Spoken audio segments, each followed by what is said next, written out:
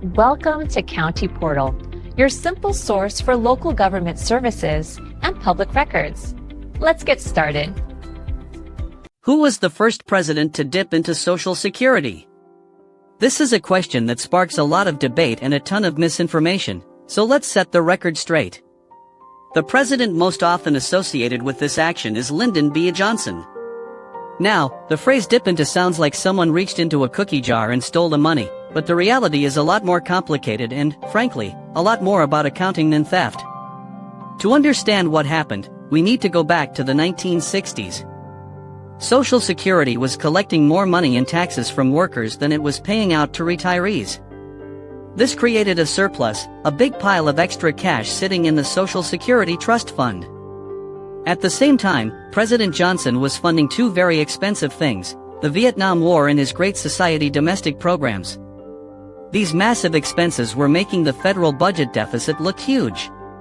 So, in 1968, Johnson's administration, following the recommendation of a bipartisan commission, moved to what is called a unified budget.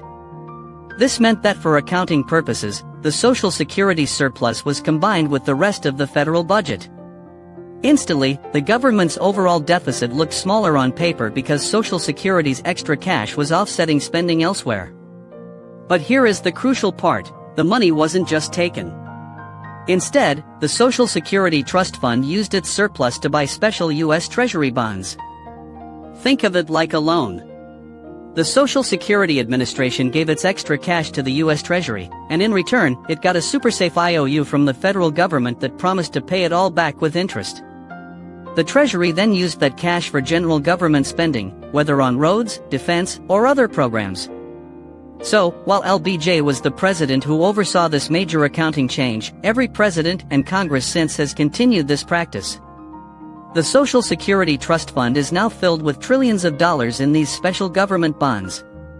The controversy today is whether the government can actually afford to pay back all those IOUs as more and more baby boomers retire. So, the short answer is Lyndon B. Johnson, but the full story is that he didn't raid a piggy bank. He changed the government's bookkeeping system in a way that has had massive political and financial consequences that we are still debating today. Thank you so much for watching.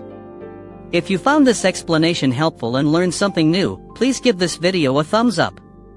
And for more straightforward explanations of complex topics in American history and government, make sure you hit that subscribe button and ring the bell so you don't miss our next video.